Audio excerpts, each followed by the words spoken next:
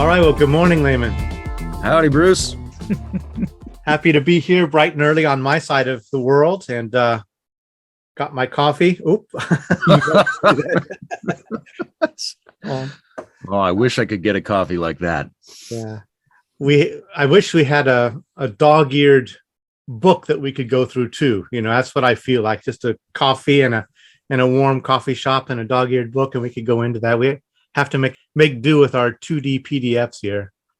So today we're going to be talking about excerpt B, which for me is kind of a breather. It's a simpler document and not that long, and gives us a little bit of rest before the many tentacled baby of excerpt C, which is one that I've always loved, but it has a lot more dimensions to it. So this one I think should be fairly easy to go through. It has a fairly easy structure, and I think it sits at a very broad overview place for really a lot of the rest of the project. So it's a good one to get into early. Yeah, exactly. I'm daunted by what's coming next, but welcome back, everybody, to our look back at Ken Wilber's future excerpts, reminding us once again of that new retro truth that the future contains more of the past than the past did. This text is the many ways that we touch three helpful principles. So we'll be looking at what those three things are and whether or not they're helpful. I guess the general positioning of this text is that if, and I like that he's clear on this as an if, not an inevitable evolutionary prophecy, that if there's going to be an integral age at the leading edge, then it requires the spread of something like an integral operating system, which is a coupling of the most inclusive coherent theory we have with various complementary practices or paradigm shifting injunctions that support and require those theories. And so the three concepts he's going to go through that he thinks come out of that and reinforce that are non-exclusion, enfoldment, and inaction. So we'll see how that goes. I noticed in the beginning how he framed paradigm and really the way he set that up. So I want to go into that a little bit. And the name of excerpt B is The Many Ways We Touch. And I think, as we discussed earlier, the root of integral is integer, and the root of that is teg, which is from tangere, which means to touch. And I think that goes along with some of our own interests in adjacency and prepositionality and the alongsidedness of the quadrants. And basically it's a fundamental root insight that these things, whatever they're doing in their own worlds, they also somehow go together. And so how do we frame that in a way that's most productive and useful, and that actually can optimize the contributions of each without them stepping on each other's toes? That's part of what the principles are about. For paradigm, I think he kind of defines it a little bit narrowly for how it's conventionally used. A lot of people would say a paradigm is a theoretical or philosophical framework for conducting experiments and forming other theories and coming to generalizations and things like that. He's using it more restrictively as basically a paradigm is a set of injunctions or exemplars, and then a theory is the sense that you make of basically the results of performing the injunction.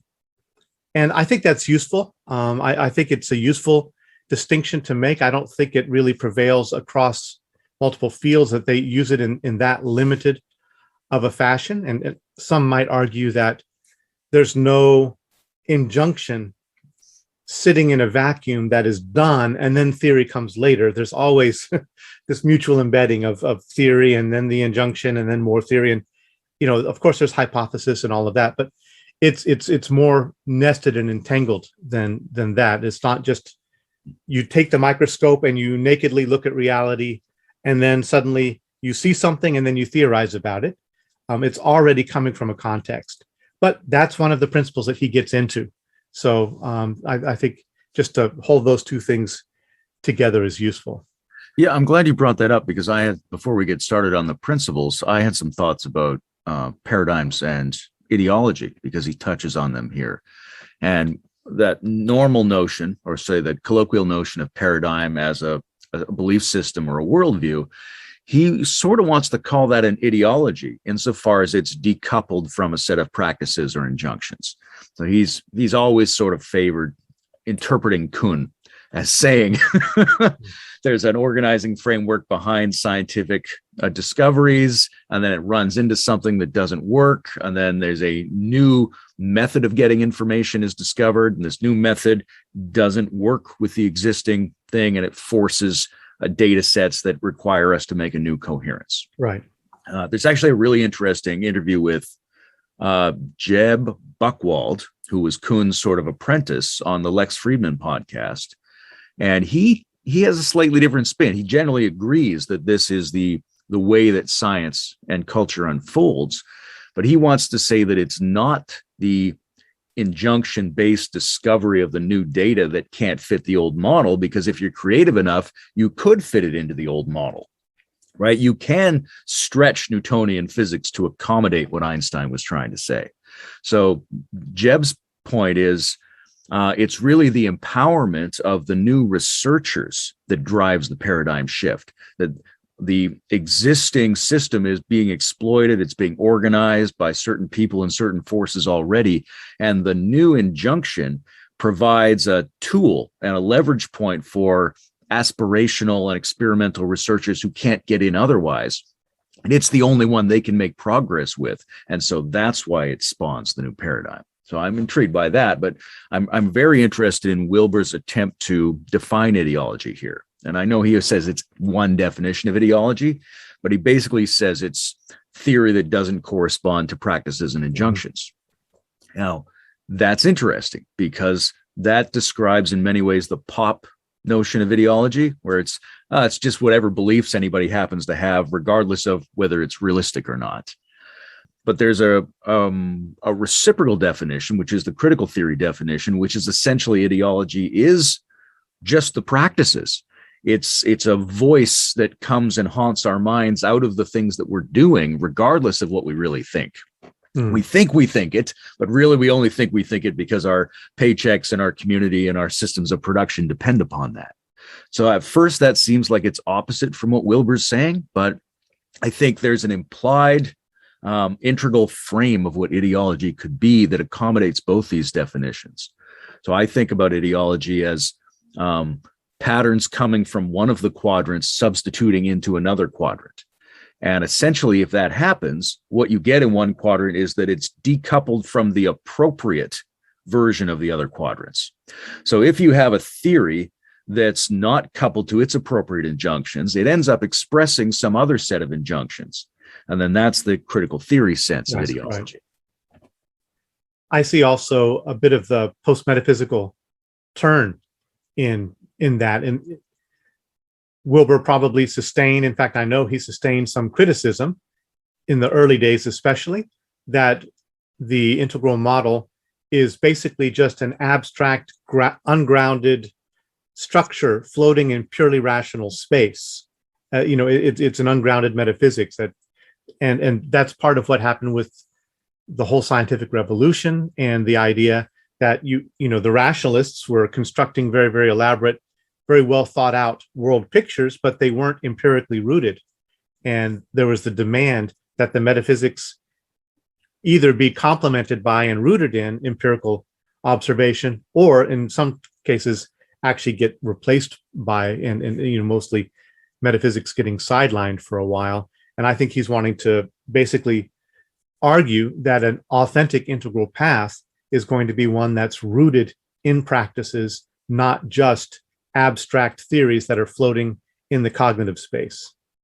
Yeah. What he says here, I think, in the opening sections of this text is if we want an integral operating system, and we have to hold it post-metaphysically, and then we have to establish a match between theory and injunction. So a match between the specific theory of integral methodological pluralism, or whatever analog of that represents the currently most inclusive system that validates the most kinds of perspectives and values. I think he says a respectful gathering of the major methodologies. So it's a coupling of that and the enactment of practices that build bridges between other practices. And as meager as it may be, that's what we're doing right now. This is a social practice that it refers to and implies a bridging between practices. So we're doing a small example of what he calls, I think kind of charmingly in this text, nascent integral salons. Yeah. Yeah. Something that will be similar to the role that salons played in the birth of modernity in the 17th century. Yeah, I wanted to get into that a little bit, and because there were a lot of salons popping up around the 2000s, and I think there are some that persist, but it's not the same kind of movement as there was then. And kind of what happened to those experiments, and possibly we're seeing their descendants in the continuing circling practices, for instance, or not necessarily descendant, but basically, another version in Vervaeke's Dialogos experiments, and some similar things going around. I think the Monastic Academy is experimenting with some things, and so I think there is that next edge dialogical practice that's still, being attempted in a number of places. And he talks about how, certain Orange principles were inquired into, thought through, enacted in those early salons at the birth of what became modernism. And yeah, so what are the characteristics of the integral dialogical circles and practices? What's going on in those intersubjective encounters that's unique, that has the potential to really birth what he's calling the nascent integral age? So what stands out for you as unique in these kinds of experiments going on right now? Yeah, that's a great question. I think the ground zero, the minimal level, is for people to have discussions around establishing transdisciplinary coherence of some kind, right? So when we sit down with Greg Henriques and John Vervaeke, that's a nascent integral salon in that sense, where we're all discussing that general project. And in that discussion, we're clarifying principles. And if we keep rediscovering the same principles, those sort of become a more reliable organizing framework. And at the same time, in that practice, we get to know each other as people who are tuned into those things. Mm-hmm. And so the shared mood becomes more obvious. So I think that's the minimal level of the social practice. And you can do that cybernetically, which is great. In terms of personal practice, then it sort of sways into territory that used to be called spiritual and religious. That interests me a great deal because I think the re-religionization and the re-spiritualization based around a essentially analog to transdisciplinarity, which is the integration of your different parts and of the practices that come out of particular metaphysical traditions to create some kind of surplus that accommodates that, but is not based in those metaphysics, and which enfolds and exemplifies and moves past those practices. That's essentially where it's starting to go. I think even when you deal with somebody like Greg Henriques, who's coming at this from a very natural science point of view, he's very sensitive to the fact that something like spiritual practice and something like a quasi-religious, regardless of whatever its assertions about ontology are, a quasi-religious form of getting together to engage in practices that we might have associated with monastic and esoteric lineages in the past. But also with a more free sensibility, I think, because I think what we've got on this side of the 20th century is a greater sense that we have to be open and sensitive, vulnerable, and multi-centric. We got to be more open about anxiety and sexuality and emotion and things that didn't always find their way into those traditional sorts of practices. So to regenerate all their virtues with a new framework and get together and share them with each other and do it in a style that's more open. Right. Yeah, I think Wilber emphasizes that the green contributions to that in the the willingness to be as inclusive as possible, and the privileging of listening above other things in that practice. I don't think that's what ultimately gets enacted at the integral stage in dialogical circles. Yes, there's a root of listening, but it's not only that, right? So that's that kind of openness, that kind of radical openness to plurality is foundational. But as he points out, actually, as it gets enacted in green circles, there's not the openness that's professed. There's still a lot of closure against, prior forms of meaning making.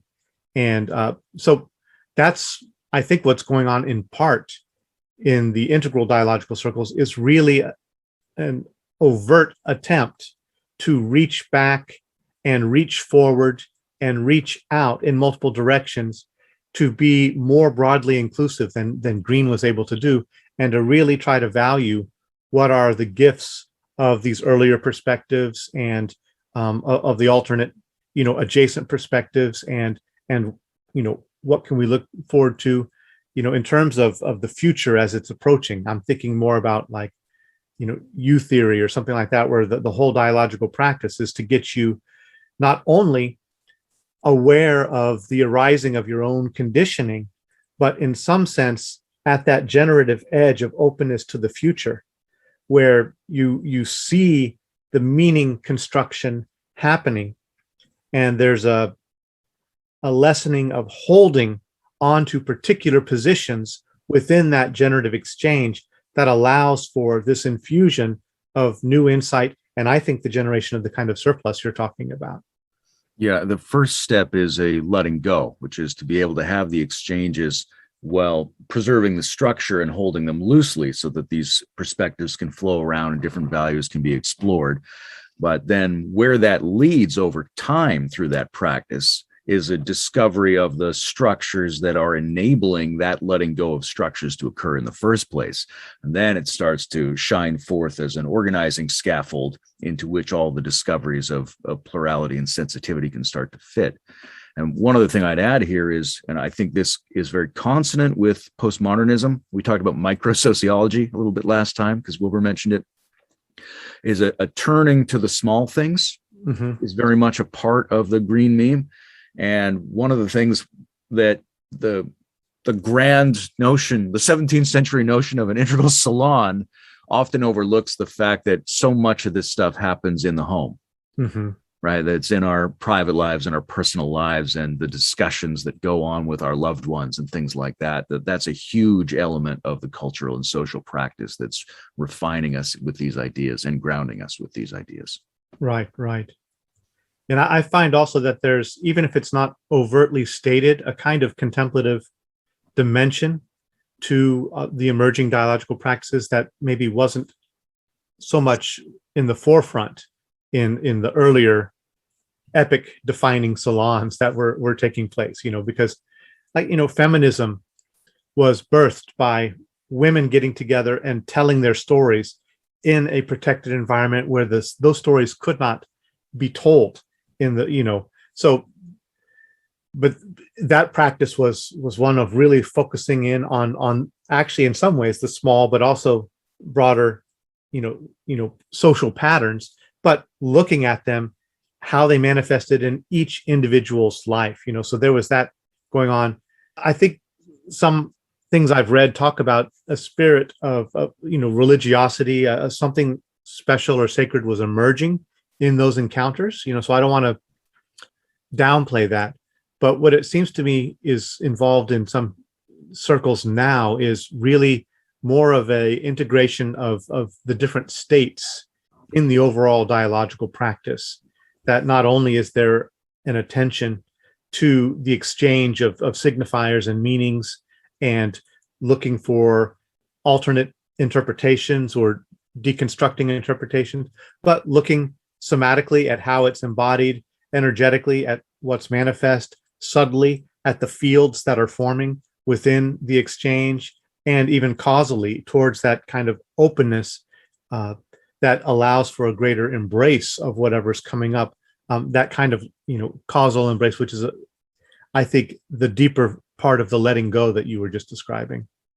Yeah, Wilber's always had a strong critique of the flatness of the whole set of cultural options that we've seen, the entire Game A framework, and that includes the self-critical pluralistic view, which is very embracing of ecology and femininity and all these things that are unfortunately excluded or not folded into the modernist paradigm and need to be.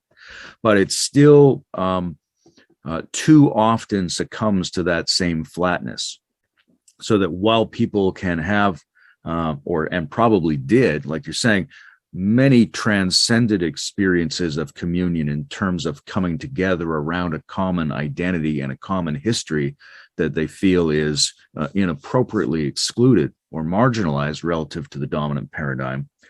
There's a sense in which a lot of that was still objective and kind of flat, like, oh, we're here because we technically have something in common, right? We're all women, we're all this, we're all X, we're all Y, and let's just talk to each other regardless of what else we have in common as human beings, regardless of what we can sense about each other. There's great utility to that, but I think in integral dialogos, because there's a greater sensitivity, like you were saying, to state change, we can sort of evaluate whether it's working based on whether subtle qualities of resonance are being achieved in the dialogue, quite apart from who we objectively are or what we're technically talking about. Mm-hmm. You go, oh, this is an integral salon, not because we're talking about integral theory, but because we get to some place to go, oh, there's the feeling. That means this is an integral salon. The emphasis on embodiment, really already comes out of Green as well, and especially a lot of feminist work. So that's a really important thing. And Integral is not discovering that anew. It's taking that from the gifts of Green and postmodernism. But I think, in some ways, Integral, with its attention to contemplative disciplines and yogic disciplines and those kinds of things, it's bringing in dimensions that, at least at Green expression, were not as readily apparent in terms of understanding and tracking of shifts of state in the body and in the field. And I think the contemplative dimension of that is one difference that makes a difference. Yeah, I think there isn't a radical difference between pluralism and integrative pluralism. Integrative pluralism is a subset, or it's one kind of pluralism. It's distinguishing something that works when it works in pluralism and go, yeah, that's the bit that works. We want to emphasize that bit. This should be wherever you have a discussion that's a depth-oriented, multi-state pluralism that is trying to be sensitive to transdisciplinary coherence in terms of all the sciences and knowledge programs of humanity, then basically you have an integrative discussion. Mm-hmm. That's the kind of pluralism that we're working with. Right. Before we get to the principles, the three heuristic principles, he emphasizes two things that maybe we could touch on briefly. One is just the general orienting phrase of everybody is right as like a fundamental integral orientation. So there's a deeply egalitarian dimension to that. And at the same time, he's emphasizing the need for an elite to birth a new form of culture, and that it's the elite that basically initiate culture defining revolutions that will deeply affect the kinds of practices and the perspectives and worldviews that eventually manifest. And so there's a little bit of a tension between those two things, though I don't think a contradiction necessarily. But he's definitely putting forward both the claim of the need for an elite to birth something like that, and within an integral frame, a broad recognition of rightness across a radically opened up field of consideration. And one way to look at it, I think that more in line with the egalitarian spirit, is whoever we're calling the leading edge at the edge of the river, that's only really in retrospect. They are the leading edge because what they were doing actually landed and tetrameshed in a way that it carried forward in society, and actually a change happened. And then we can look back and see that they were leading edge. There could have been leading, brilliant people in other areas that didn't articulate something in a way that landed in an integral way in the culture to affect any kind of broad change, and they're not noticed as leading edge individuals. Or the people who do lead a revolution, they may not be advanced in all ways. They may just be onto the right ideas at the right time and kind of anticipating where we need to go next. It doesn't mean that they're evolutionarily beyond everybody. Nobody knows you're the Buddha of the next eon, Bruce. Right. Yeah, that's an interesting coupling, the elite thing and the everybody is right thing. The everybody is right thing is a neat concept on its own, because it blurs that terrain between integrative and pluralistic thinking. It's, well, that's just your opinion, man. You go, no, not exactly. It's my explanation of why it's just everyone's opinion and why their opinions are valid in their own contexts, and then what that context looks like that makes everyone's opinion be both just their opinion and somehow correct because it's just their opinion.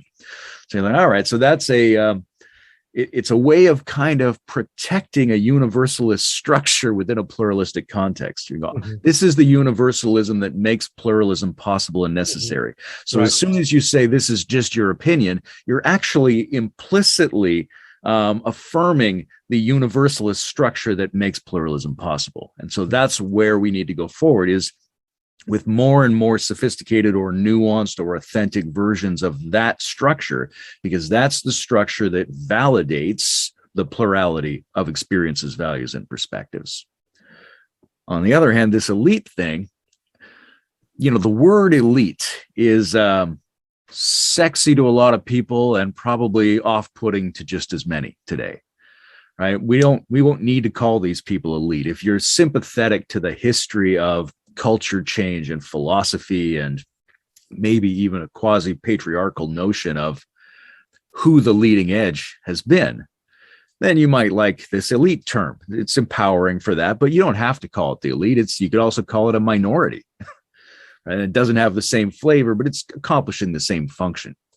I'm very interested in how those phrasings might change going forward, like where there's you get a group together, like this Andrew Cohen thing. He and I have had discussions around this, where the community may be the new avatar, but also somebody's going to be better at that and opening up some things, has more of the specific skill that's pertinent to that field. Great. Does that mean they're above? Well, you could say so, but you don't have to call it above. It could just be different or off to the side or something like that. So we inherit a great deal of this vertical sentiment, which is useful and inspiring, but it could be said in other ways, like submit and surrender to the elite one. Maybe, but it's so easy to misuse those terms, right? There may be other terms that explain that process just as well without that weird baggage. So I think I'm looking forward to a time when we have at least some options in terms of describing this. But elite means it's a minority and they happen to be good at something. Right. And really in the right place at the right time. There's a degree of serendipity to it. Yeah. Or grace, however you want to put that. Okay, so this is a bit like hypnotic induction. In a few moments, we'll be telling you the 3 useful principles. And when you begin to hear about them, which won't be right now, but what's the first principle we're working with here? The first one is non-exclusion. And I think that's, in a way, it relates to that everyone is right principle. It's the one that kind of flows from that. And it's that gesture that says yes to as much as possible, at the same time that it draws limits, so that it ensures a field of multiple possibilities for flourishing of different perspectives. So there's a broad acknowledgement of truth, and there's a simultaneous acknowledgement of the limitations of any one of those truth claims. And so one thing I was thinking about, I've talked about it in some writings before, is what happened in ancient India around the time of the Buddha. There was a big cultural flux happening at that time. There were multiple emerging contemplative traditions. There was a burgeoning, military and trade empire. There were growing materialist schools of thought. There were more, scientifically and humanist kinds of thought. There was a big explosion of different kinds of approaches at that time. And there was a lot of concern with how do you navigate all of that complexity of perspective. And, there's so many different forest schools and different people all following different paths towards ultimate human realization, ultimate, cultural flourishing. And within Jainism, they developed this notion called anikantavad, which means non-absolutism or non-one-sidedness. And to me, that's an analog to what Wilber is getting at with his non-exclusion. The idea of anikantavad is saying reality is like a multifaceted jewel, and nobody can, from their own place, perceive all the facets of the jewel. They're either going to have to transform themselves and move around to different places to see it, or you need a circle of people to surround that many-faceted jewel in order to be able to see all the facets and describe them to each other. And it's only through that intersection of, that circle of perspectives that you can begin to see the whole. That's where the whole blind man and the elephant, parable comes into play. And so you need multiple perspectives to be able to get some adequately comprehensive grasp of the fullness of the reality that we inhabit. So there's a necessary saying yes to even rivalrous perspectives in order to discover, how those rivalrous perspectives might also participate in the perception and enactment of a fuller reality. I always go, there's a small passage in Nietzsche's notebooks where he says, the task to see things as they are, the method to look through millions of eyes. Exactly. So there's this is the deep abstract principle. And where Wilber's going with it in this text is into the methodological pluralism. And what he wants, when he wants to talk about non-exclusion here, he wants to talk about different fields of inquiry being initially, at least, accepted as valid in their own domain and critiqued within their own domain as it unfolds and gets better, but not critiqued or reasoned away from some other domain of validity. So phenomenology, essentially, we talked about this lesson. Phenomenology is a critique of your ability to evaluate your own subjective experience. It says you're probably not very good at it. You could get better. Many of the things you think about your experience are wrong. And by practicing phenomenology, you'll get more correct. So there's critique, and you could get even better. But the critique can't come from materialists who go, none of that's real. We've either explained it away or will soon explain it away. And so what we're saying, all these different methodological domains in the culture have to be initially accepted by an integral operating system as basically valid in their own domain. And then the critique can begin. But the critique can't begin by having them marginalized out of some other knowledge and inquiry system. And he makes this point, I think, about what does he call promissory notes, right? You can't have a field say, look, we don't know how, but we definitely are going to explain that all away at some point. Mm-hmm. It's like, you may have thought you saw God. We don't know exactly why that happened, but one day we will prove to you that you didn't. So like on the one hand, it's very important not to succumb to that. But on the other hand, This is a place where Wilber gets some flack from people who lean into the more hard science aspect of the integral model, is we don't want to just let every domain be totally valid on its own and immune from critique from the other domains. Right. And we don't want to, because we don't want to limit what's possible within each of those domains. We want to go, well, look, there's a missing link in materialism. We don't know what happened here, and therefore I can bring in the astral plane or something like that, because it may turn out that the promissory note is true in many respects, that, neo-Darwinism is probably going to have an explanation for that at some point. So we have to have a lot of space within each of those domains. They can promise things they haven't yet discovered in their own domain, which may or may not turn out to be the case, but they can't promise you that they're going to eventually invalidate another domain. Mm-hmm. At least when we begin looking at a non-exclusive integral operating system that takes multiple perspectives into account and uses them to collectively challenge forth a greater, richer understanding of reality. Yeah, there are a couple of dimensions to that I think are really interesting. One, there's actually something that's implicit. It's never really brought out, but there's actually something even radical in what he's proposing there in terms of talking about these different domains and rooting them in injunctions and practices.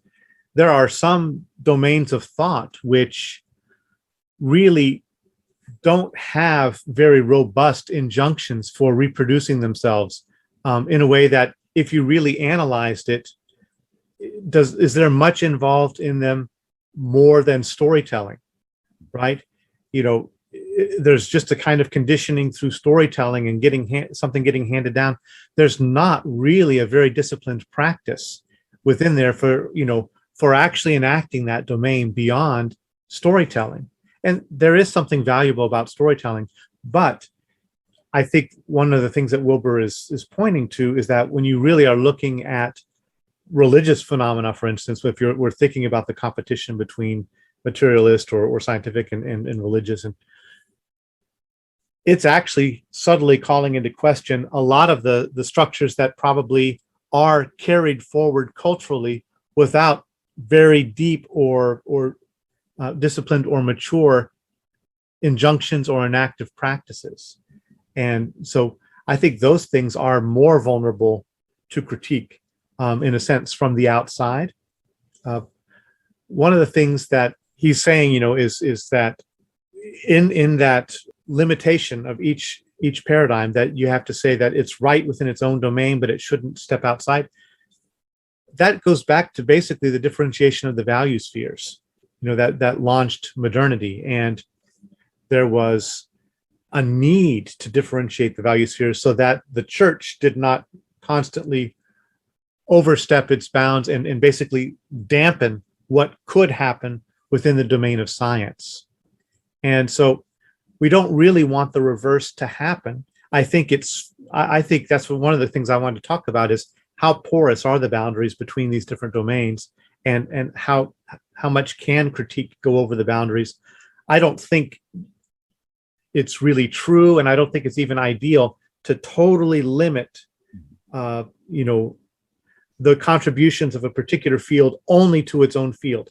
I think we need to allow this dialogue across and the potential for critique from outside. We have to allow for that. Probably in Wilber's mind, at least in my mind, it's sort of a phase-dependent process where the teasing apart precedes a new integration, right? So modernity has to separate the value spheres, and then it's still not operating until it's established a new functional coherence and cross-pollination between those. And that's an example of what happens each time this paradigm shift is accomplished successfully, in the sense of producing something that's more rather than just different. So Wilber's trying to, the first move is to tease apart these methodological spaces. Rather than to have them overlap, we're going to line them up adjacent to each other. They're going to be next to each other, and that gives a little bit more space. This thing you were saying about storytelling brings back my idea of integral ideology, or as like a critical integral ideology, because an extension of that same move of teasing apart the validity of these different domains is to say, are there places where one of them looks like another one? And that has to be disentangled, right? Are there places where people have been performing the methodological practice of storytelling and claiming they were doing science or claiming they were doing religion? You go, no, you guys have been doing storytelling. And I think if you thought about it and got better at storytelling, then you would take a stand in the storytelling domain. And we're all for that. But that's not the same as doing the material science thing over here or the religious thing over here. So there's an extension of the move Wilber's making that is also an extension of the critical approach to ideology. Mm-hmm. And once you've done that, now you have a space in which they can relate to each other across those adjacencies and web together. They can be a coordinated team. So that's when you get a really rich cross-pollinization, I think, is after you've done the disentangling a little bit. Right. Yeah. And what I was thinking there also is, if you draw those boundaries too tightly, while he describes that as freeing a paradigm by limiting that.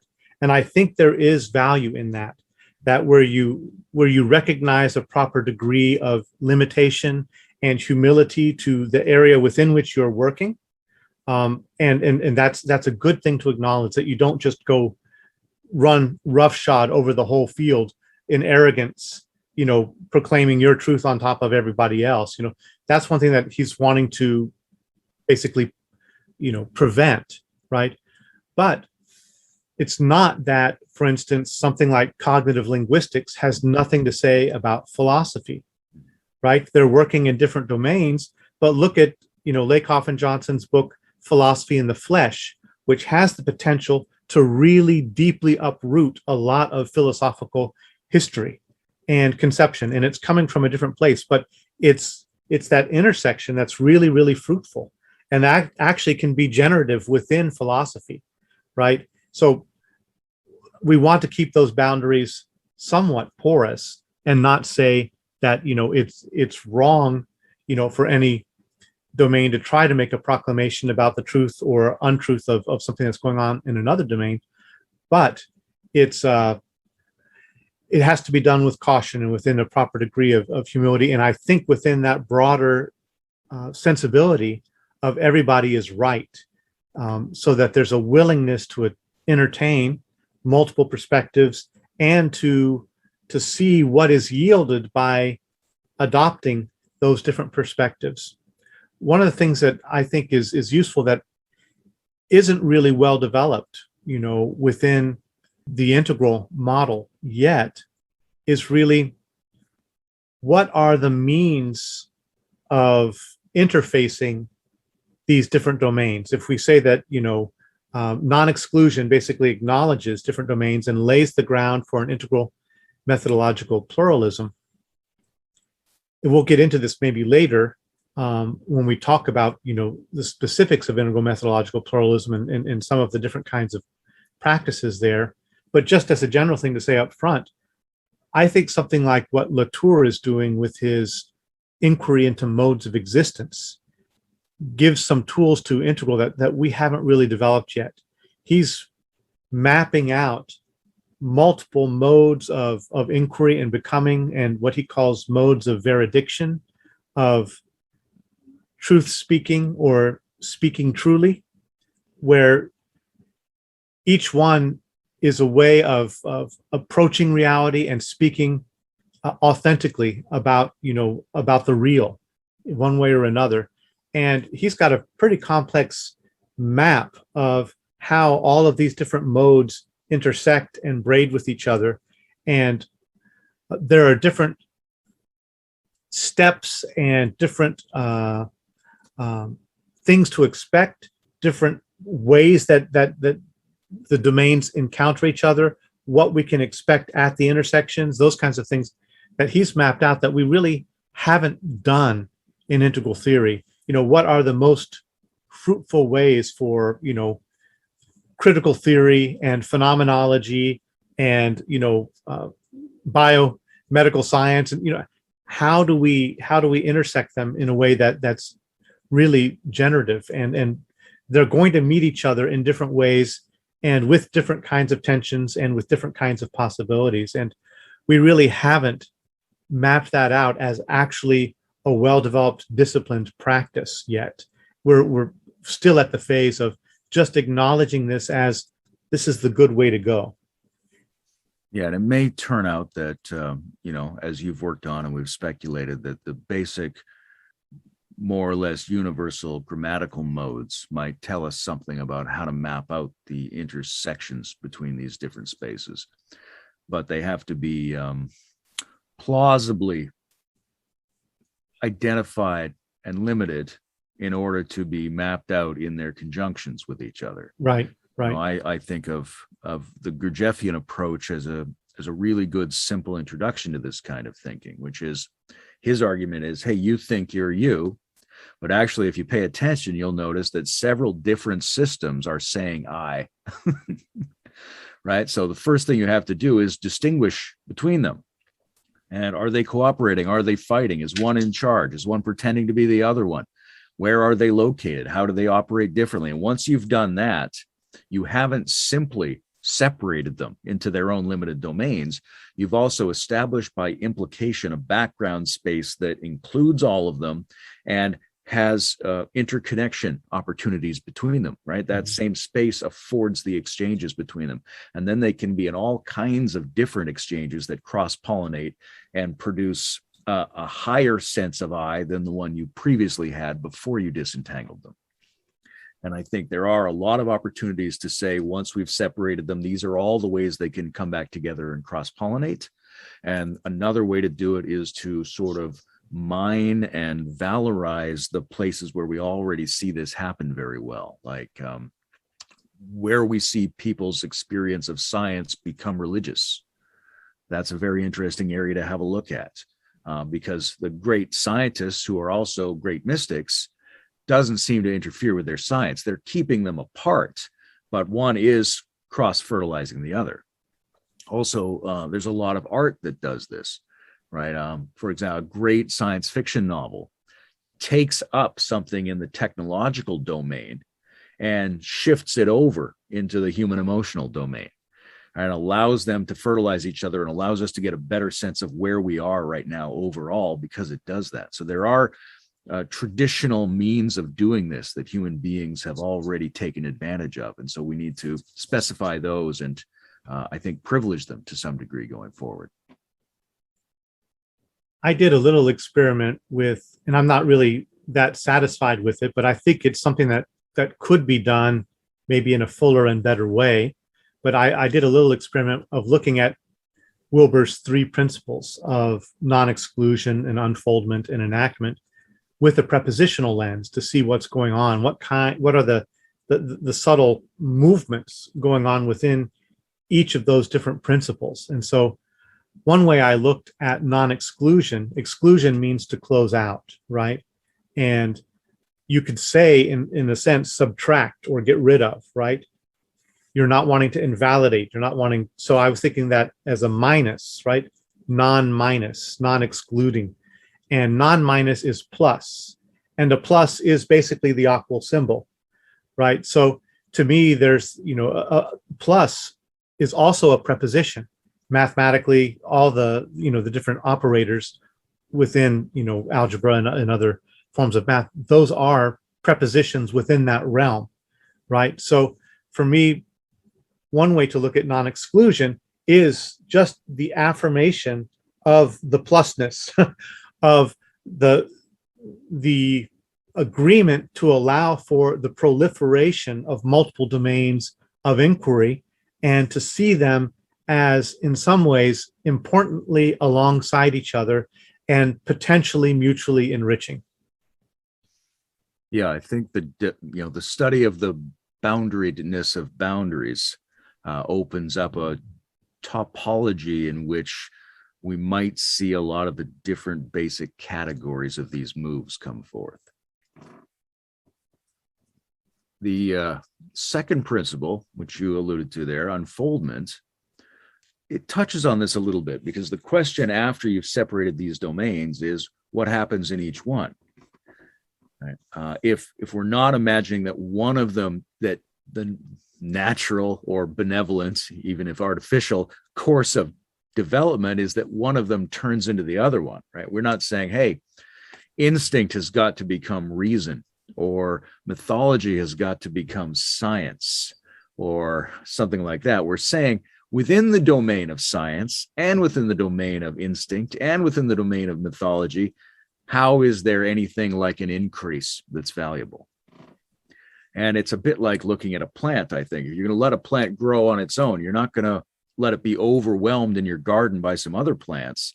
But as it grows in its own space, those roots are going to deepen and spread out and interconnect with other plants. And also it's going to bloom and put off its seeds into the rest of the garden. So if you can let it unfold in its own terrain, that unfoldment kind of moves toward an expansion and cross-fertilization effect. And so this second point, this unfoldment point, is Wilber is saying there is a pattern of growth that's different than the pattern of mere change and adaptation. It looks a little bit like the unfolding of an enfolding, that systems are enveloping each other in certain ways. And if this can go on in a domain without having that domain get sabotaged by other domains, then it reaches a point where it very naturally starts to branch into the other ones. And so if we're talking about an integral operating system where we want to have a practice that lets the practices interact better, then in order to do that, you have to give the practice, give enough space to flourish on its own so that it can flourish to the point of growing together with the others. I think that's a really great point. And really, we see that in human development. The infant, at first, is immersed in, the sustaining field of the mother, but as the cell structure begins to form in the infant, the influence from the mother and you could say the dynamic ground, the unconscious, is relatively strong and overpowering, and the infant needs in some ways to carve out a space for itself, to put in a repression barrier that and create some kind of distance that allows room for its own self to grow and flower. And then on the far side of that, there's much richer possibilities for interface with others. And so I think that's basically that same principle applied to disciplines, that we need to give incubation space for each of these types of practices, and with, I think, a deep instinct that there will be likely a convergence of some kind at the higher edges. It doesn't mean that they all become one thing, but to the degree that they become more developed and open, they're actually stable enough in themselves that they can, what Sloterdijk talks about in terms of the cultivation of immunity, right? That our practices of self-development are practices of immunity, and the immunity is what allows us to be more intimate with more aspects of the world. Immunity means we can allow ourselves to be interpenetrated by those things and not overwhelmed, not basically decompensated and destroyed. We might be changed by what we take in, but at least we have the stability there that we can weather that to some degree and not be destroyed in the process. So I think there's, he talks about basically a culture of co-immunism instead of communism. He's looking at a political culture, a research culture of co-immunism, where you're wanting different regions of thought and of culture and of practice, basically each to flourish in its own ways and have its own immune system built in through the right kinds of practices, the right kinds of perspectives and principles that allow for it to both develop in its own way and then more broadly interface with the rest of the world. So I like that intersection of that, immunology metaphor in this domain. But along the lines of the unfoldment portion here, if we're looking at the, the Jain, Chinese, and, multiple cultures have this parable, but of the blind men and the elephant. When the blind men are encountering the elephant, each one is, grasping a different part of the elephant, right? One is holding the ear, one is the trunk, one is the leg, and each one is talking about the reality that he perceives there. And for the first principle, non-exclusion, it really means that the person holding the tail of the elephant is not in a place to tell the person who's holding the ear that he's wrong, because they're doing a different injunction. They're performing, a different mode of interface with the object, and therefore non-exclusion applies there, that you can't pronounce on the truth or non-truth of, between the tail grasping and the ear holding. There are different things going on, right? So that's the non-exclusion part. But the unfoldment part is like if you put your hand on the side of the elephant and you say, oh, it's just like a wall, right? But if you keep your hand there and you keep doing the same injunction over time, gradually you begin to feel a lot of other things. It's actually not like a wall. The more I'm here and the more I take this perspective, I feel that there's fine hairs growing all over it, and that it expands and contracts and expands and contracts. And sometimes there's shivers that run through it. And you begin to build a bigger picture the longer you follow that particular injunctive path, and your view basically becomes more adequate and invalidates the initial impressions that were first birthed at the initial, taking of the injunction, so that over time there's a natural unfolding and evolution within any particular injunctive pathway that I think, is what he's wanting to hold out. So that not only are we saying that everybody's right in terms of the principle of non-exclusion, but what he emphasizes here is that in order to most profitably include as many perspectives as possible, you do have to recognize that some views are more right than others, right? Everybody's right, but not everybody's equally right. And so what are the dimensions of that more rightness? Yeah, I really like us swaying into the incubator description of these methodological domains, in tandem with Sloterdijkian immunity. Because the incubator, one of the nice things about it is it suggests the new life of the infant, which might surprise you, right? If computational science, as it was to some degree, is dismissed as just a subset of logic or a subset of algebra or a form of mechanics or a fun hobby for electricians in the war effort or something like that, then we wouldn't really understand what it's capable of. If it's left in the incubator, if people who just love computation work on it for a while, then a few decades later, you get Benoit Mandelbrot staring at a screen, realizing those fractals look a lot like trees and mountains and windstorms, right? So there's this place in which, given its own space to develop, that discipline became much more capable of merging with other disciplines. But it was a discipline in itself that we didn't even know was a discipline yet. So you got a blind guy on the tail and you got a blind guy on the trunk, but then somebody can grab the elephant's balls and nobody's done that yet. They go, what the heck's this, right? And then they hold those balls for a while, they see them change. And then maybe you see a cycle of changes, and then maybe you see an intercycle of changes that might legitimately be some kind of developmental trajectory that can get mapped. So I think the incubator is nice because it's both organic and it opens up the possibility of the emergence of new sets of methodological practices. Great. Yeah, I really like that. Yeah. Is there anything else more to say about unfoldment? Well, one of the things he mentions is Whitehead, right? One of his go-to examples about unfoldment is just the unfoldment of moments of experience, so that each actual occasion enfolds the previous moment. Mm-hmm. The previous moment, this moment right now is the whole thing, but a second from now, there's a new the whole thing. And so the last moment is now a partial whole thing that's informing the new whole thing. Right. And for me, it opens up an ambiguity. I talked to Matt Segal about this when we were talking about his book on Whitehead. There's a little bit of an ambiguity about who is the holon here, right? Am I the holon? I mean, we already know there's a difference between things that have 4 quadrants and things you might find in quadrants. Mm-hmm.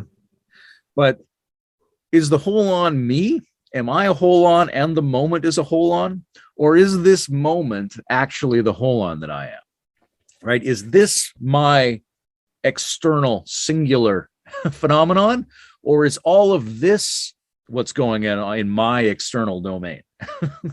And he doesn't quite address that in this, but every time I hear him talk about the Whiteheadian notion of moments enfolding other moments as the essential example of unfoldment through time, I wonder, am I the whole moment?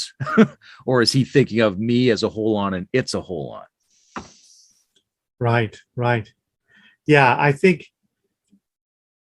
he probably holds both at once, but I'm not that clear, on the subtleties. Matt gave us some feedback on our last video, excerpt A, that, for instance, Whitehead has a much more developed view of the exteriors than Wilber gave him credit for, than we gave him credit for in our talk. So to me, it just holds out for me an invitation to dive more deeply into Whitehead. But, obviously spiritual, at least some spiritual traditions will point you in the direction of realizing your identity with that larger moment holon, in that you begin, there's that figure ground shift where it's not that I am a body, but that there's a body in me, right? There's this resting in a larger arising of experience in which body is an element of the overall field, but is not constitutive of the overall field. Though, of course, there's like a Klein bottle thing where, you won't be having that field without the body and all that. But there's a shift in identity where you're not resting here to there, but you're experiencing that overall blooming moment to moment that includes the body, but isn't limited to that. So still in the area of unfoldment, I've often thought about this sense of everybody's right as sort of a way of coordinating compasses, right? Like if you get something, if you get a perspective or a value or a worldview or a practice, and if you find it pointing at the North Pole, you can line it up with other ones that are also pointing at the North Pole. And in this case, the North Pole is their validity. Mm-hmm. Right? You can talk to someone if you can figure out where you think they're valid, even if you don't agree with them about everything. If you're basically looking at the places where they're not valid, you're going to have a very difficult interface. And I think this is a very Nietzschean move that Wilber's doing here, because Nietzsche is trying to look at, well, what if I found a single or value or process that's giving the value to all the other values, or is empowering any of the interpretations? Once I had that, then I could line them up and look at the differences between them in a way that's not marginalizing and exclusive. And that gets to this question of, in what way do we say that some of the everybody's rights are more right than some other ones? Which partial wholes are more whole than other partial wholes? And to do that, Wilber sort of has 2 angles. One is it more inclusive, right? If its rightness validates the rightness of more other things, then it's more right. And although he doesn't talk about it in this one, what he says in the introductory chapters of Sex Ecology Spirituality is, the other way to look at it is, what destroys what else, Mm-hmm. right? If you take a system away and another system remains intact, then the system that remains intact is lower. It is less right. And if you take something away and something else is immediately destroyed, then the thing that was immediately destroyed is more right. It was resting on the other one. Mm-hmm. So he makes this significant versus fundamental distinction as his way of articulating the through line of increasingly more rightness among systems that are themselves all partially correct. They all have a North Pole. So that's how I think of that. Yeah, I liked that section in this excerpt B where he was talking about, because you don't often hear him addressing that, but he was talking about integral meta theory as one integrative theory alongside others, and that they have the capacity, because they're at basically the same general degree of comprehensiveness and inclusion, that they can basically dialogue with and critique and communicate to each other.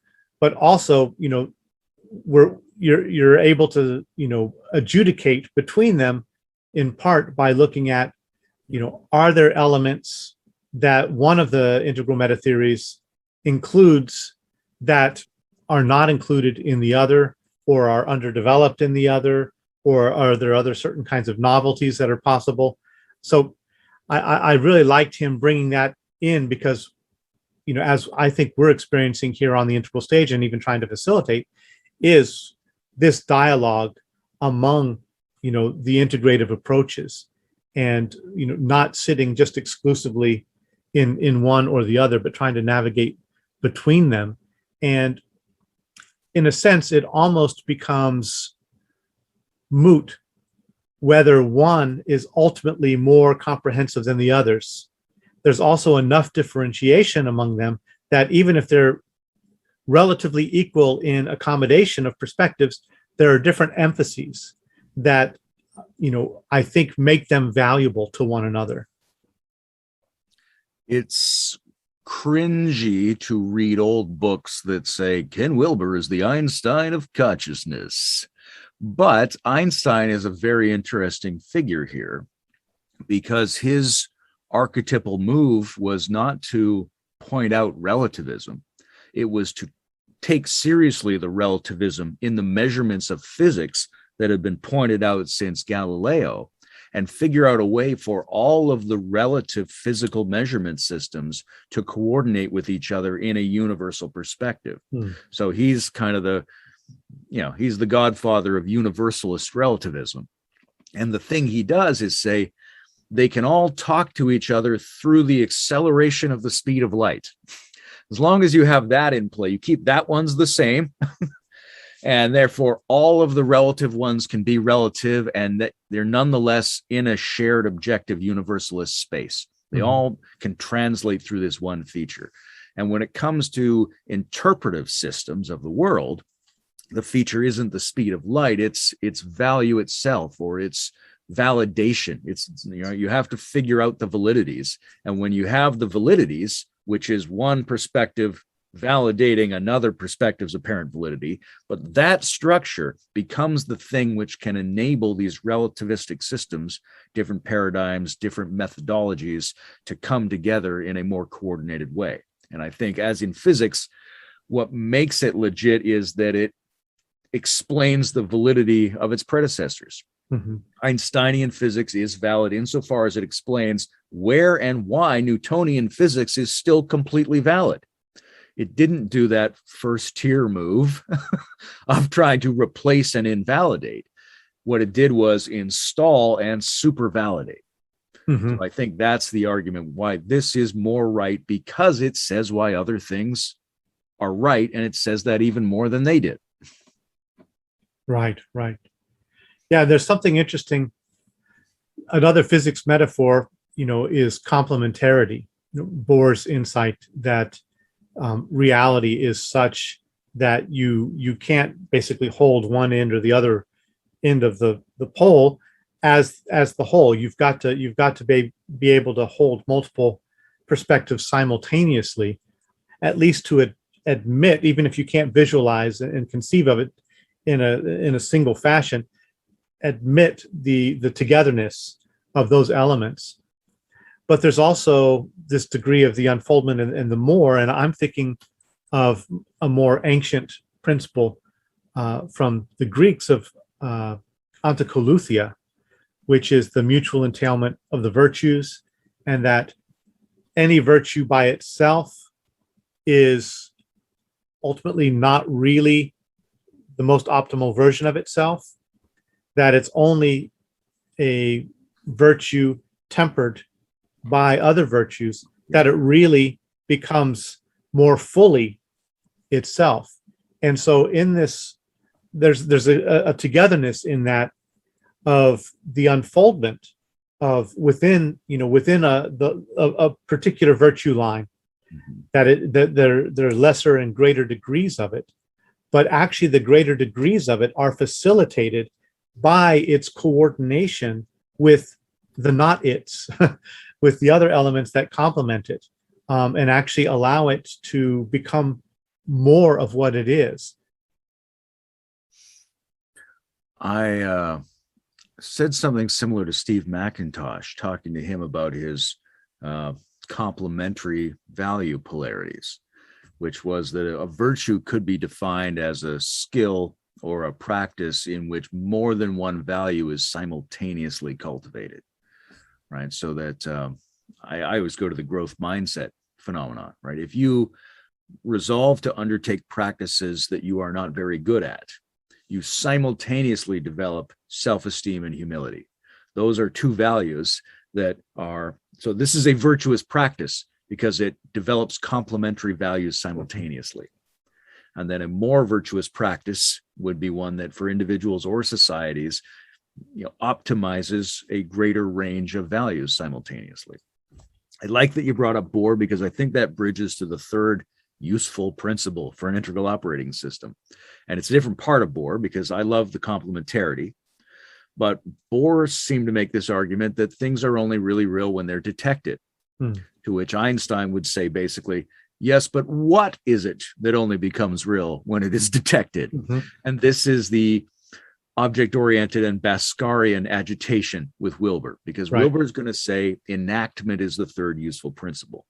And enactment can be practices and injunctions, but it can also be this idea that realities are only really there when they only really exist when they are evoked through a coupling of subjective and objective factors. And the question is that true, or does that shortchange the prior existence of the objective factor, right? What is it that only becomes real when it's detected? Right. So this is a very open question. It's something we've grappled with. How do you view this section on enactment? I'm glad you brought in that part of it, the Bhaskarian or similar kind of objections, the object-oriented objections, that I think there's a truth to, if you just ground enactment in, like the 4 E's of cognitive science that, Vervaeke talks about, but before him, Varela, where, phenomena are embodied and embedded and enacted, and now they also say extended. But there's not the necessary perspectival bias that basically says there's nothing there prior to our detection of it. What it's pointing to is really a difference in the understanding of information processing, more like cybernetics 2, where in cybernetics 1, it's just that information is over here and it's transported across space and inserted into this system and then interpreted by that system. But it's, in the enactive view that was put forward by Varela and Maturana, and it has been developed by others in multiple ways, the idea really is that every system is both physically open and operationally closed, right? We're open to allow energy and the input of energy and matter and information into the system. But operationally, we're closed, meaning we're self-referring and self-defining. And when there's a perturbation from the outside, it sets off a cascading of interrelating referrals, co-referrals within the system that enacts some kind of object. And it's not that there's nothing out there doing that, but whatever we experience is the product of the internal co-referral of our system. that exudes world spaces through that, but because of the actual constraints of our physical systems, our species, constraints, and our not to mention cultural and linguistic and other, but even at the physical level, what we're going to take in the world differently from the way that a bat does because of the constraints of our own system. So there is a what there, right? It's just, so I think as long as you hold the enactive view, the autopoetic view within that original framing, you don't have to go so far as Wilbur, as he will do in the later excerpts that we're going to be reading, of taking a step fully into a perspectivist metaphysic that just sees reality as basically the flowering of objects out of perspective taking. I think there's a lot that we can get into around that, because if you get into the whole idea of probability spaces like we did in excerpt A, and as we're going to come up later,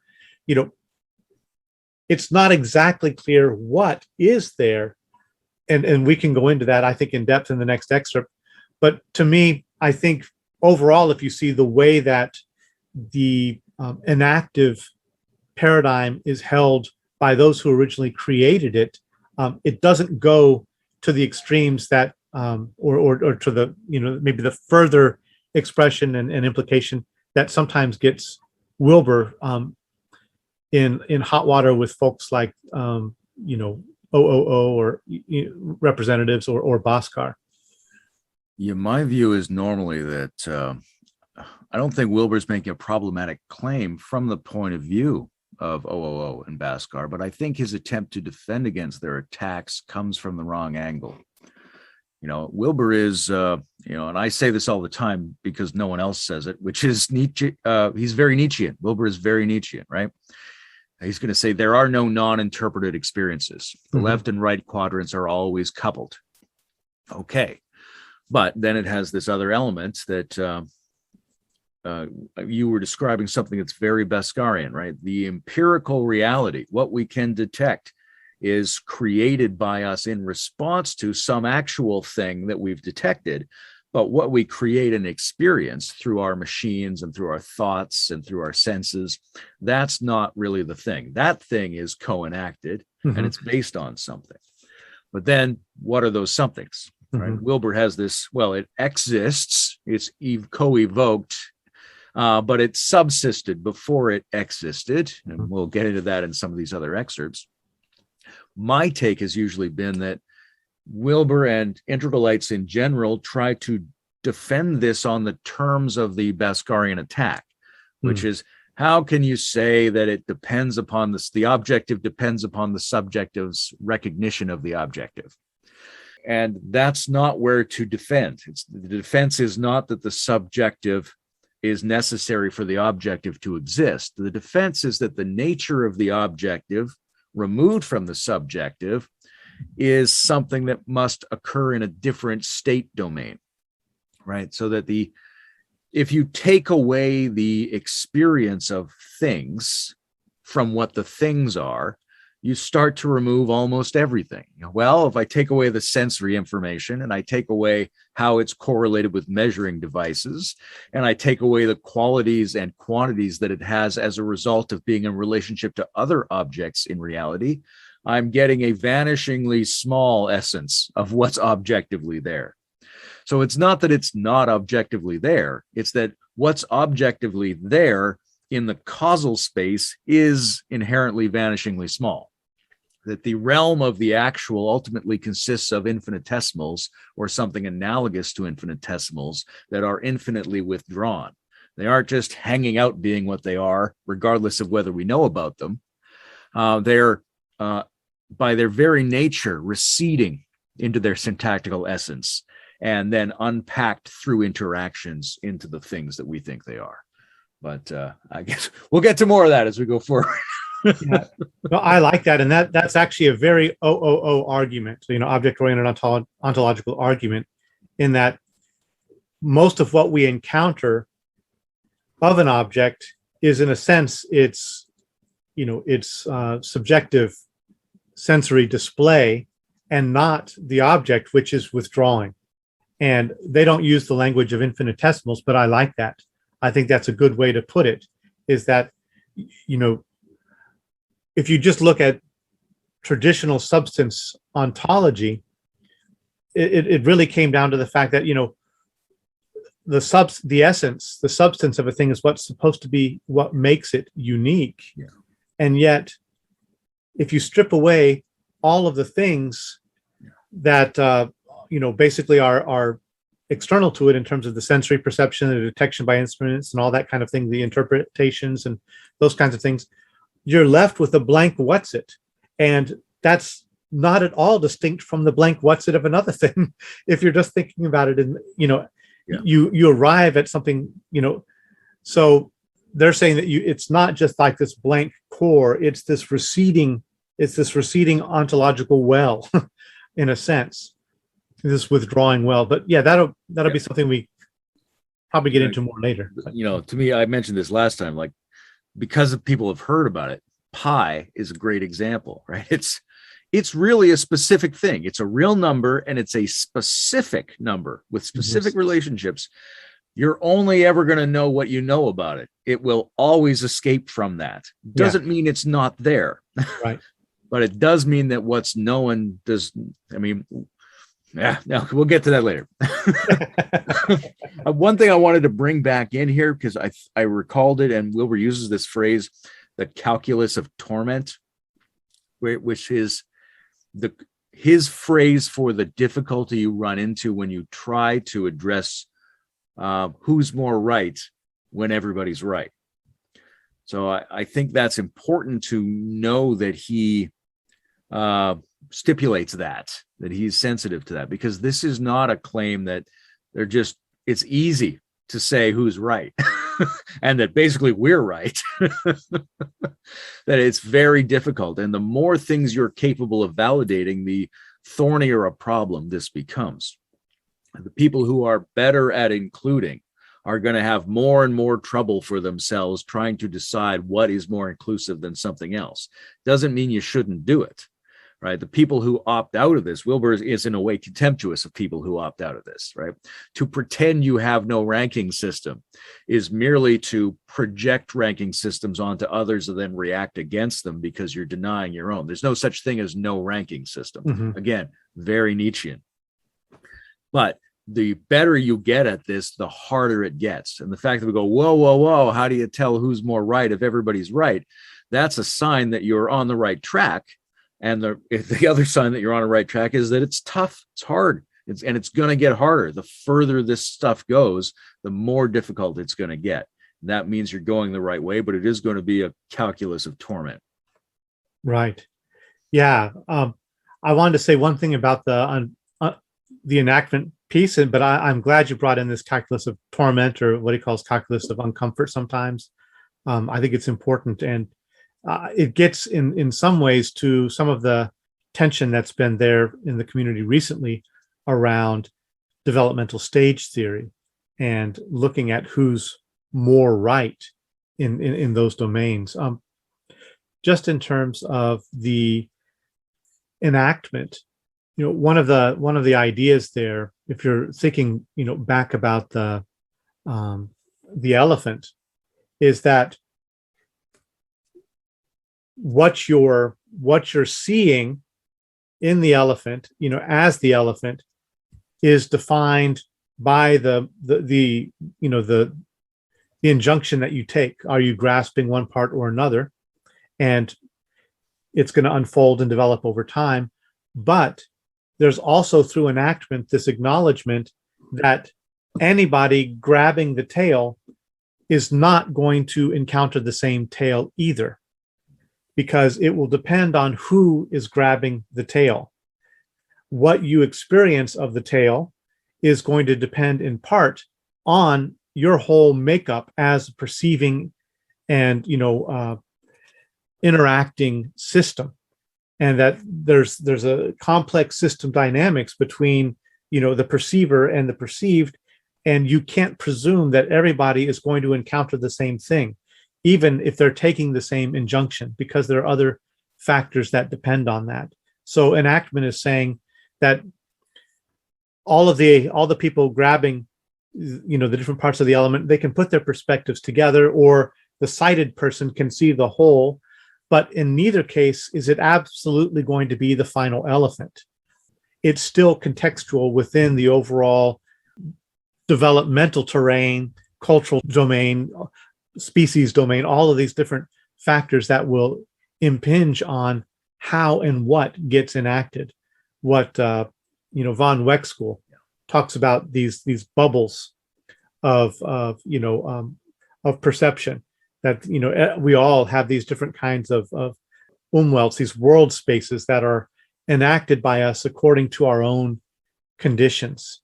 So I think, regardless of some of the ontological considerations later that we can get into in excerpt C and beyond, that piece is a key piece for what he's talking about with the three principles, heuristic principles of an integral methodological pluralism, that we need to take multiple perspectives together. We need to recognize that they develop, and we need to recognize that all of our perspectives are, in some sense, cosmically addressable and contextual and situated, and will yield a different reality depending on that. Yeah, he comes back to this idea of holonic indexing at the end, which he also calls holonic conferencing for some reason. But if you want to specify anything, you have to specify a network of things that are enacting that thing, right? And that we can get better at doing that. And that lets us out of the traditional mode of thinking that we just know what things are, or that you can never know what things are, man. Yeah. Right? Because that move shows you a way of increasing your knowledge of the phenomenon. And so you can keep doing that. You can keep specifying. Yesterday, Ambo and I were talking about this. We're talking about Schopenhauer's definition of the sublime. Because it's very easy. Well, the sublime is the beauty of the sun. Or you go, well, no, Schopenhauer said it's something that is dangerous for something like you, but you are far enough away that it's not dangerous for you, and yet close enough to encounter it. Mm-hmm. Right? Well, that's a much more elaborate, relativistic, multifactorial definition, but it's still a definition that specifies the experience of the sublime. Mm-hmm. So we can keep moving the definitions of what we previously thought were absolute, obvious essences. We can keep moving that up this ladder of complication in a way that preserves the experience, but also satisfies the critique that comes in from everything's relative and everything's pluralistic, and interacting network variables have to be taken into account in order to specify this. Is that all I want to say? Maybe something like that.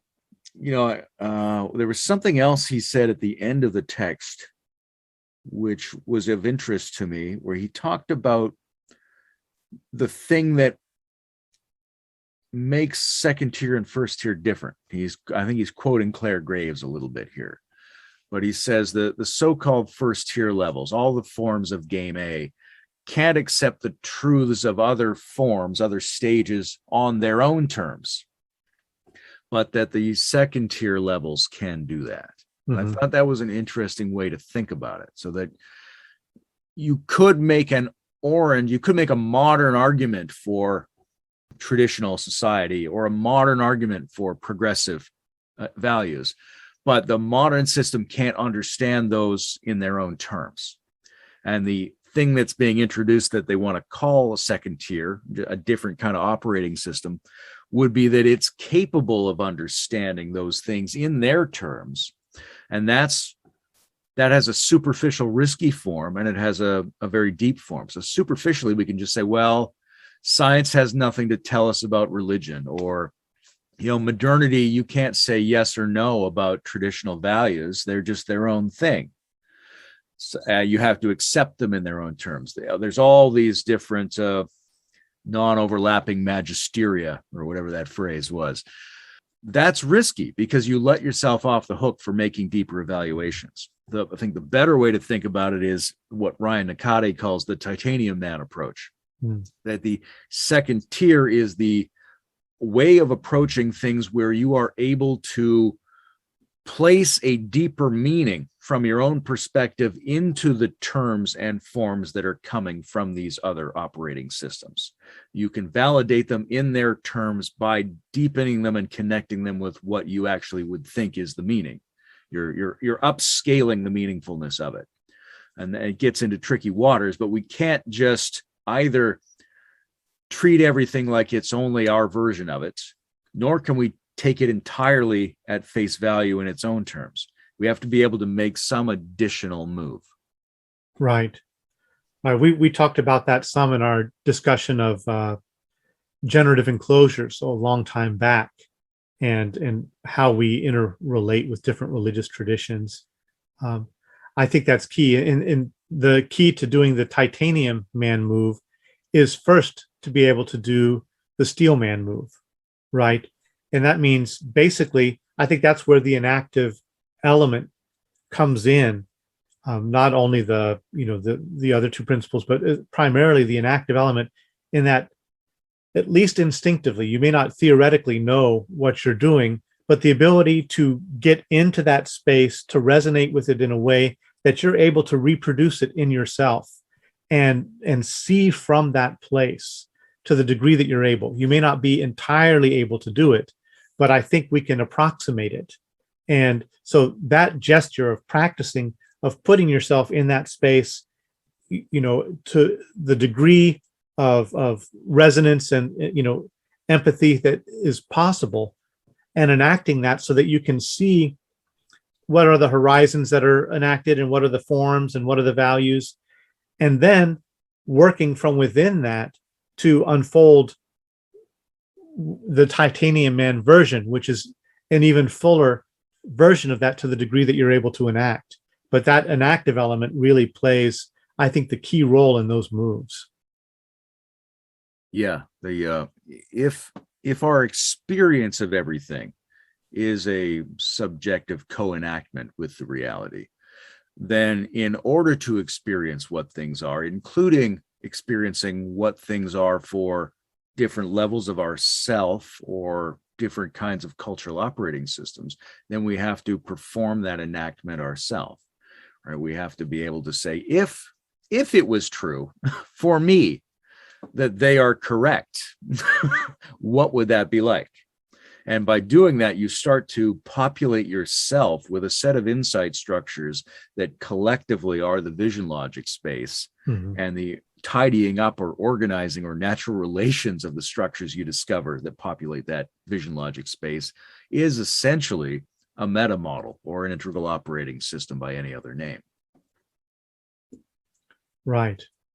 I've in some of the work that we're doing, especially in the book we're eventually going to produce, the whole idea of the ontochoreography is a kind of perspectival yoga. That's just one example of, I think, this larger perspectival yoga that we've explored in different contexts in terms of relating to religious traditions or value systems, or what Ryan is now doing with, meta ideological politics. This practice of circulating perspectives inactively and doing that kind of immersive, entering the holodeck to the degree that you can, entering the different holodecks of these world spaces and value systems as an exercise, as a kind of yoga. And that helps you build, as you say, this more richer vision logic space that you can inhabit and navigate. So I think that's really important. And one of the things that he talks about at the end, actually a couple places in the paper, is kind of the parallel between socially the integral methodological pluralism and the bringing together of multiple disciplines, and the different kinds of ways that he says that we can do that, such as the simul-tracking, following the phenomenological experience of a meditator while also taking, brain measurements and things like that. There's that social kind of practice, but there's also personally, individually, integral transformative practice or integral life practice, or the Gurdjieffian practice of bringing the different centers and elements into interrelationship and interaction, and not only cultivating each, but cultivating the degrees of their interface. That really to me, is what he's wanting to lay out the enactive or arena space for those kinds of social and individual practices with the three principles that we just went over. Yeah, when it comes to those sorts of transformative practices that I sort of group under the integration surplus model, I think there's several different aspects that are interesting. I'm thinking of Vervaeke here and what we were just talking about, the participatory element that goes along with a propositional way of knowing. Mm-hmm. Right. So we have to some plausible degree, be able to have the participation that goes with the proposition. And this is very Wilber as well. These things have to operate together. And when you have those participations and can distinguish them, then you have the opportunity to do a Gurdjieffian style simul-tracking practice or set of practices or analysis of the practices of many systems, which turn out to be simul-tracking, which you can then use in the forms that are given or in new improvisational forms. But that's only one way to do it. Another way is that there are procedures that inherently create simul-tracking, right? Many of the flow states are like that. I usually use the example of a bicycle where you're sitting on a bicycle. You could, if it's just still, it's going to fall over. You could fall to the left or fall to the right. You've got these two attractor tendencies. But if you're pedaling forward, it suddenly balances both of those tendencies in one action. You're not trying to hold left and right simultaneous in that moment, but that's happening automatically by virtue of going forward. Mm-hmm. So there are flow type experiences that draw things together automatically. There are overt simul-tracking practices. And to get Gurdjieffian again, there are friction practices, right? There are various unpleasant practices because one of the main ways that systems come together is through disagreeing with each other. And if you can have a positive attitude and hold space for the disagreement, whether it's between people's perspectives socially or whether it's between your own conflicting instincts, values, and perspectives, then you're allowing them to touch each other. They touch each other where that dissonance is arising. And if you can hold that, you increase the odds that it will become a cognitive resonance rather than a cognitive dissonance. So there's several principles that lead toward an integral transformative practice on these terms. Yeah, that puts me in mind of Edgar Morin, and I'm not going to unpack that, but he has a lot to say about not only the harmonies among elements, but also the tensions among elements as part of their togetherness, and ways that you can work constructively with that. So it might be interesting at some point to explore an intersection of Gurdjieff and Morin. That could be another time. Ritual martial art combat starts to approximate dancing very closely. Right. I guess we've gone through this whole text. What's the third one? What's excerpt C? What do we have to look forward to? Excerpt C is the many ways that we are in this together. And I think that one is really one that goes pretty deep into both intersubjectivity and enactment, and looks at the perspective taking in a lot of depth, I think. It was one of the ones that really gave, if in my recollection, we'll find out as we go back to it, but in my recollection, it was the one where he really began to give a fuller picture of his Wilber 5 post-metaphysical enactive model that defined, his approach to spirituality and other things. The titles are so often aesthetically and ethically charged, and then it becomes this very dense intellectual terrain. It's like, do you care about your neighbors? Then read Hegel. What?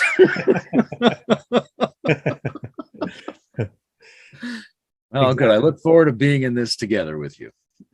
Yeah, me too. Yeah, we had some nice moments of touching today. So now we'll take it to the next step here. Not to get too suggestive with those remarks.